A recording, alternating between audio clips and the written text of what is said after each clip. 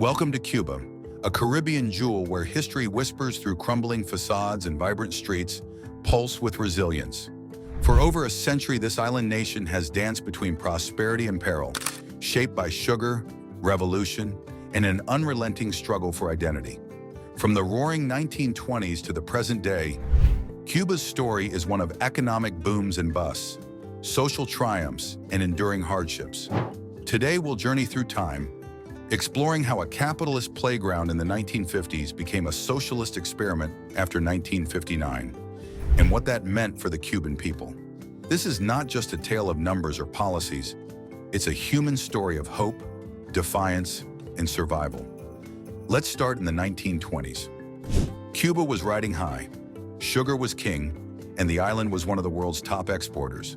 After World War I, a global shortage sent prices soaring, ushering in what Cubans called the dance of the millions. Money flowed like rum at a fiesta. Havana sparkled with new hotels, casinos, and American cars rumbling down the Malecon.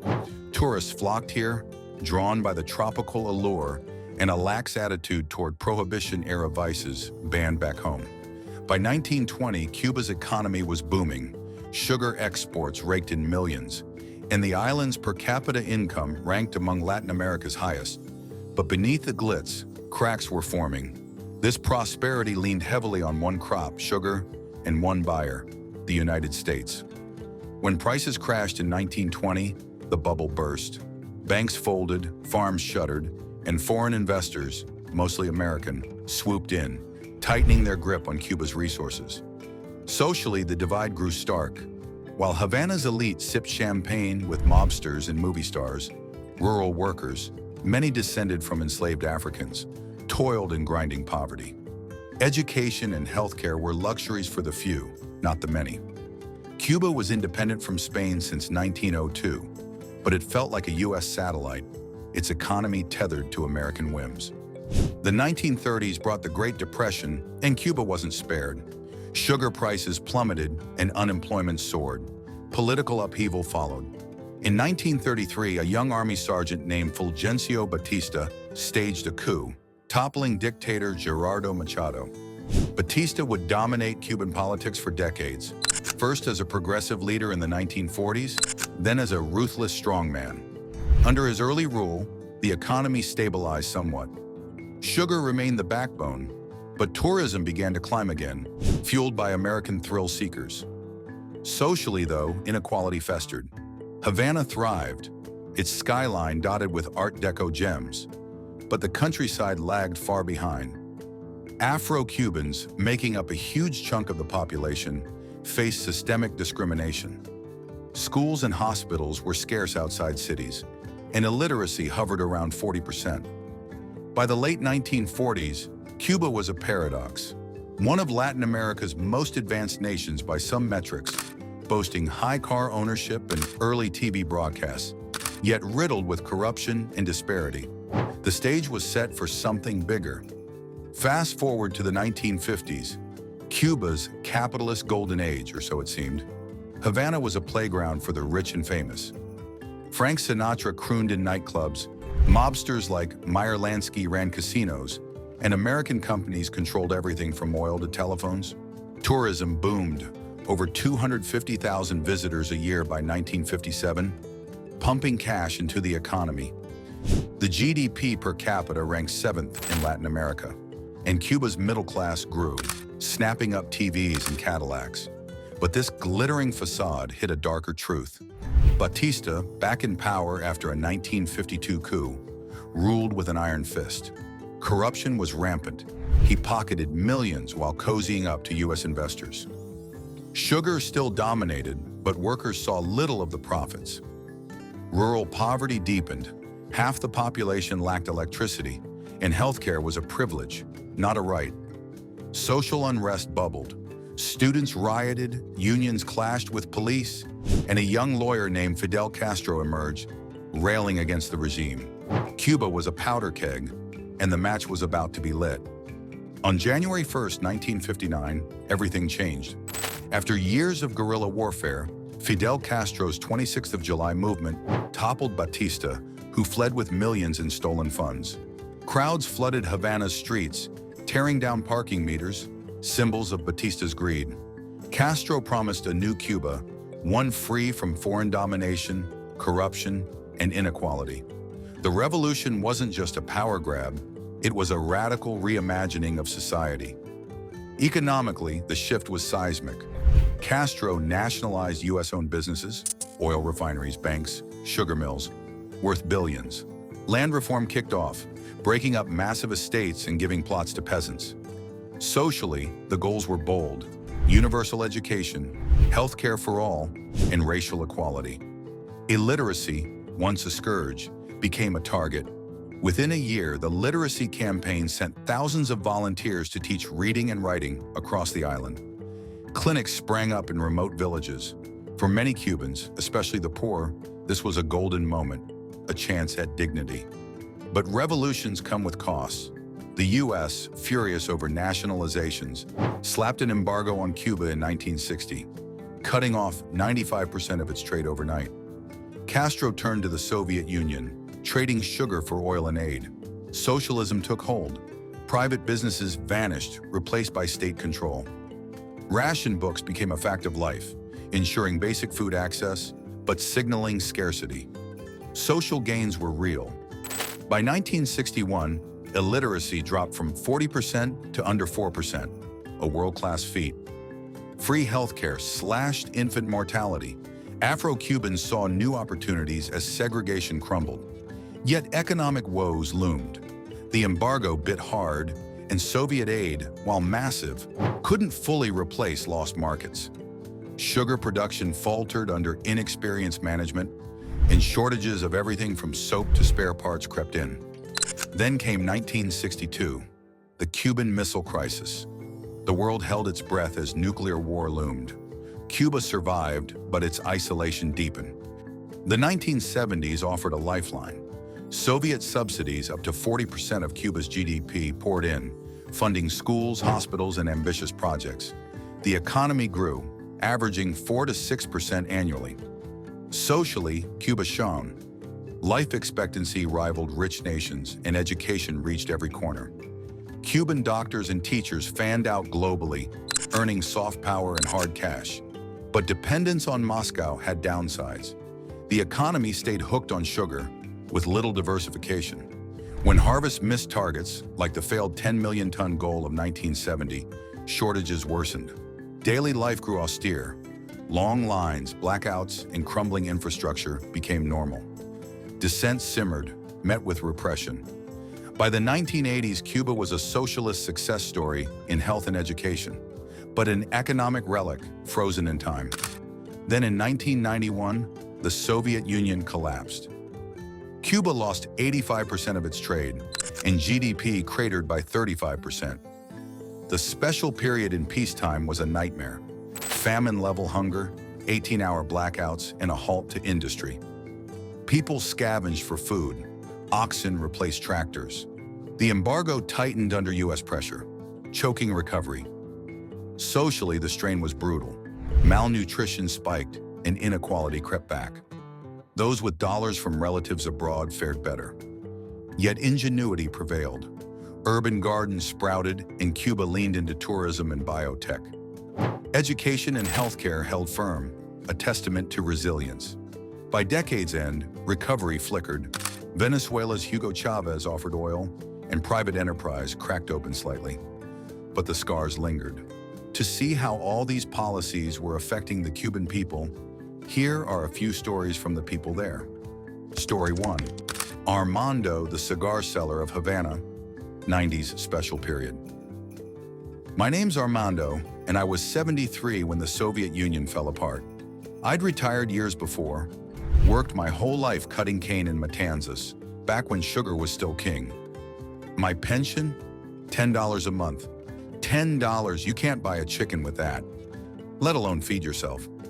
Back in the 60s, after the revolution, things felt fair. We all had ration books, a roof, a doctor if you coughed. But by the 90s, the shelves were empty. No oil, no meat, no nothing. They called it the special period, but it wasn't special, it was survival. I'd sit on my porch in central Havana, watching the world fall apart. Power'd go out for 18 hours a day, and my stomach growled louder than the old Chevy taxis rumbling by. So I started selling cigars. Not legally, mind you. I'd roll them myself with whatever tobacco I could scrounge. Sell them to tourists for $1 or $2. If I don't sell, I don't eat, I'd tell myself. One day, a Canadian guy bought 5, handed me a $20 bill. I nearly cried, bought rice, beans, and a little pork for the first time in months. That's how I got by. Breaking the rules to live. Cuba taught me that. Story 2, Lucia, a young dreamer in 2020s, Havana. I'm Lucia, 24 years old, born and raised in Vedado. Growing up, my parents told me about the good old days, when Fidel was young, when the Soviet trucks rolled in with supplies. But all I've known is waiting in line for bread, for soap, for a bus that might not come. I studied biology at the University of Havana, dreamed of researching coral reefs. But what's the point? No lab has equipment, and the pay's a joke. Maybe 3,000 pesos a month, barely $10 on the black market. Last year, my best friend left for Miami through Nicaragua. He's washing dishes now, but he sends his mom money. Me? I stay because of my abuela. She's 80, can't walk far. I sell homemade sweets on the side, hustle phone cards to tourists. I want out, though. Knowing you can't chase your dreams here, it's like a weight on your chest. I don't hate Cuba. I love the music, the sea, the way we laugh through it all. But happiness? I forgot what that feels like. Story 3, Candy, a Pedro Pan child in the 1960s. My name's Candy, and I was 10 when my parents sent me away. It was 1961, right after the revolution turned sour. My dad was a lawyer in Santiago, spoke out against Castro's men taking our house. One day I went to buy milk and ran into Fidel himself at the store. Tall, bearded, buying cigars. Someone said I could sing, so I did. A little bolero. He smiled, said I should train in Russia. My parents said no way. Next thing they came for my dad. Called him a traitor. He disappeared. Soon after, they heard about Operation Pedro Pan, secret flights to get kids out. My mom hugged me tight, said, "You'll be free in America." I landed in Miami with my brother, just a suitcase and a doll. They split us up, me to a foster home in Ohio, him to Texas. I didn't see my parents again for years. When they finally made it out, we weren't the same. I was angry. Why'd they send me away? Now I sing at a Cuban joint in LA every Saturday. Music's my peace, my way back to that little girl in Santiago. Story 4, Juan, a farmer turned exile, 1959. I'm Juan from Pinar del Rio. Before 1959, I had a small farm. Tobacco, some pigs, enough to feed my wife and 3 kids. Life wasn't fancy, but it was ours. Then the revolution came. At first, I liked it. Fidel promised land for the poor, and I thought, maybe I'll get more. But then they took it all, said it belonged to the state now, handed it to some British lord's grandson who'd never touched a hoe. I became a tenant on my own dirt, paying rent to Havana. I couldn't take it. In '60, I sold a pig, paid a guy with a boat, and got my family to Miami. We landed with nothing, slept in a church basement for weeks. I worked odd jobs, picked oranges in Florida, anything to eat. My kids grew up American, barely speak Spanish now. I miss the farm every day, the smell of wet soil, the quiet. But freedom, that's worth it. Cuba's in my bones, but I couldn't let it choke me. Story 5, Yaima, the Internet Dreamer, 2010s. I'm Yaima, a filmmaker from Trinidad, 30-something now. Back in the 2010s, I started traveling Cuba with a beat-up camera, talking to people about the internet. See, we didn't have it, not like the world did. A few hot spots in parks, crazy expensive, and the government watched every click. But I saw it as hope, a new socialism, one where we could all speak, share, dream. I'd film kids trading USB sticks with pirated movies, old men reading news off smuggled phones. One guy in Cienfuegos told me, "This little screen's my window out." I made short films, showed them at secret screenings. People cried, laughed, argued. The state didn't like it. They shut me down once, confiscated my gear. But I kept going. The internet's trickling in now, slow, censored, but it's a crack in the wall. I want a Cuba where we're not just surviving, but living. These stories capture the essence of Cuban experiences: pride in their culture, ingenuity in scarcity, and the pain of lost opportunities or forced separation. Armando's hustle reflects the special period's desperation. Lucia's frustration echoes a generation tiring of stagnation. Candy's exile shows the personal cost of political upheaval. Juan's flight highlights the revolution's broken promises, and Yaima's vision hints at a future still unfolding. Together, they paint a picture of a people who've endured, adapted, and, despite everything, kept their spirit alive. Enter the 2000s. Fidel handed power to his brother Raúl in 2008, signaling change. Economic reforms crept in. Private businesses, called cuenta propistas, bloomed from paladars, restaurants, to tech startups. By 2015, Obama's Cuban thaw eased tensions, boosting tourism. Socially, gains persisted. Cuba's Human Development Index climbed, and its doctors battled Ebola abroad. But problems mounted.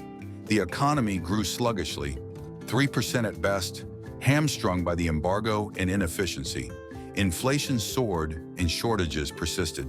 In 2011, Raúl cut state jobs, pushing 1 million into precarious private work. Protests flared, like the 2021 uprising over food and freedom, met with crackdowns. The promise of socialism felt frayed.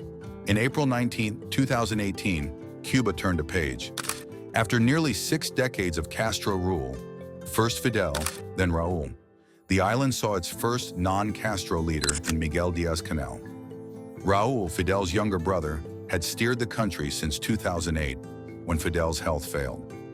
Now 86, Raúl stepped down as president of the Council of State, handing the reins to a man born after the 1959 revolution, a 58-year-old engineer with a quiet demeanor and a reputation for loyalty. This wasn't a sudden break. Raúl had groomed Díaz-Canel for years. Rising through the Communist Party, Díaz-Canel served as a provincial leader in Villa Clara, earning praise for pragmatism, riding a bicycle during fuel shortages, pushing local reforms. By 2013, he was first vice president, Raúl's clear successor. The transition was orderly, symbolic. A National Assembly vote cemented it, with Raúl casting his ballot, a nod to continuity. Raúl didn't vanish. He stayed on as party leader until 2021, a shadow ensuring the old guard's influence. For Cubans, it was bittersweet.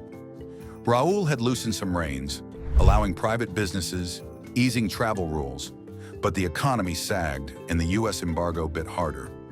Díaz-Canel inherited a nation restless for change, yet tethered to Fidel's legacy. There will be no turning back, Raúl said, but his exit hinted at evolution, not revolution. Díaz-Canel's rise marked a generational shift. The first leader born post-1959, he symbolized a Cuba peering beyond its revolutionary past. Yet his early years showed caution, pledging socialism while facing protests in 2021. He leaned on repression, not rupture. For some, he's a bridge to modernization. For others, a placeholder for a system resisting real change. As Raúl faded from view, retiring fully in 2021, Cuba watched. Could this quiet technocrat reshape the island, or would Castro's shadow linger? It is interesting to compare Cuba and Vietnam, as both embraced socialist policies over 50 years ago. Today, Cuba and Vietnam are studies in divergence. Cuba's economy struggles, tourism and remittances prop up a state-heavy model, but inflation soars and GDP growth limps at 2%. Vietnam's a global player.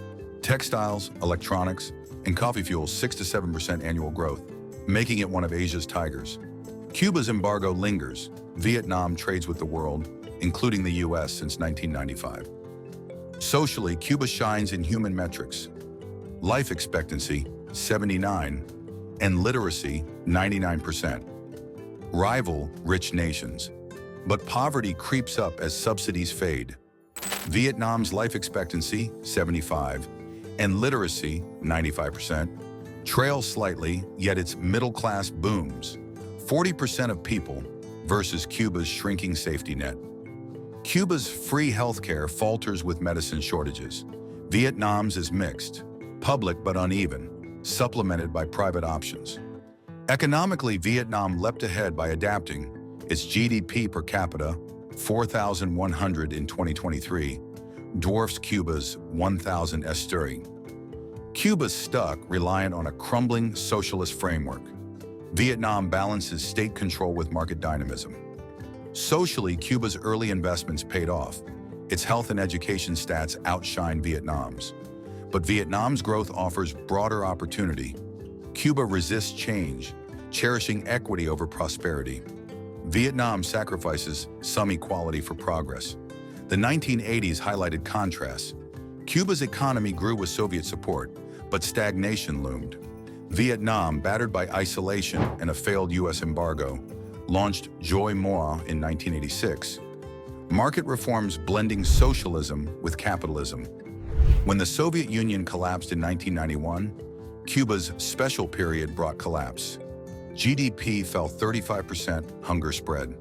Vietnam pivoted, exporting rice and courting foreign investment, dodging Cuba's fate. Socially, Cuba held firm. Its healthcare system saved lives, though shortages bit. Vietnam's reforms lifted millions from poverty, but inequality grew. Cuba stayed ideologically pure. Vietnam embraced pragmatism. Cuba and Vietnam, two nations born from struggle, shaped by ideology, yet divided by choice. One clings to a revolutionary past, its people resilient amid scarcity. The other rewrote its future, trading dogma for development. Which path is better? That's for you to decide. As the sun rises over Havana in February 2025, Cuba stands at a crossroads. For decades, this island has weathered storms. Colonial rule, capitalist excess, revolutionary fervor, and economic isolation. Today, its people face a crumbling economy, a restless youth, and a world that's moved on. But could change be on the horizon? What might Cuba look like in the years ahead, say by 2030 or 2040? Let's peer into the possibilities from cautious reform to radical upheaval and ask, can this resilient nation rewrite its future? Right now, Cuba's in crisis. Inflation skyrocketed, some peg it at 500%, and basics like chicken or medicine are luxuries. Power outages stretch for hours, and the peso's value has withered, trading at 300 to the dollar on the black market. The government, led by President Miguel Diaz-Canel since 2018, clings to a socialist model that's fraying at the edges. Tourism, a lifeline, hasn't recovered from COVID's blow, and Venezuela's aid has dwindled as its own economy tanks. Over 500,000 Cubans, 5% of the population, have fled since 2022, mostly young and skilled, draining the nation's future. Socially, the strain's palpable. The healthcare system, once a global envy, limps along. Doctors innovate with homemade fixes, but hospitals lack syringes. Education remains free, but schools crumble, and teachers moonlight to survive. Protests, rare under Fidel, erupted in 2021, and whispers of discontent grow louder. The internet, though censored, spreads ideas. Youth like Lucia, the dreamer we met earlier, crave more than survival. Cuba's not collapsing, but it's teetering. Change feels inevitable. But what kind? Economically, Cuba's at a tipping point. The state still controls 70% of the economy, but private enterprise, Cuenta Propuestas, has swelled to 35% of jobs since Raul Castro's reforms.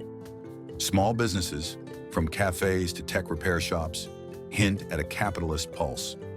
Could this grow? One path forward is a Vietnam-style pivot.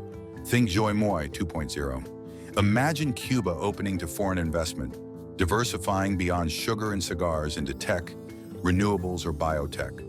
Fields where it's already shown promise with vaccines like Abdallah. By 2030, we might see Havana buzzing with startups, powered by a diaspora eager to return with cash and know-how. The U.S. embargo, a 60-year chokehold, could soften, say, under a progressive administration post-2028, unlocking trade. Picture cruise ships docking again, but this time profits trickle to local hands, not just state coffers. Agriculture could rebound too.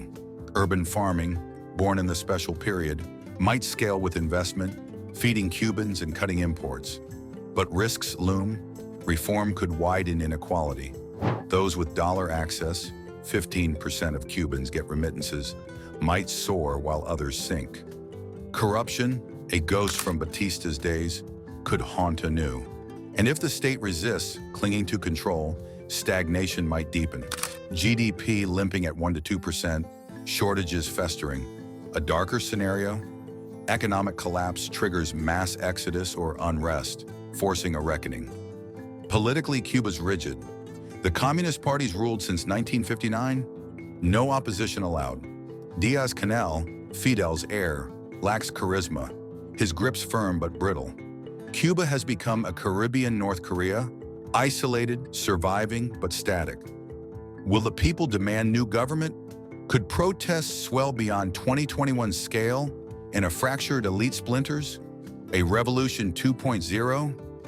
Unlikely, but not impossible. Less ideological, more pragmatic, demanding jobs and freedom. The diaspora's key. Over 2 million Cubans abroad, mostly in Florida, hold sway. A warming U.S.-Cuba tie could see them return, funding projects, pushing pluralism.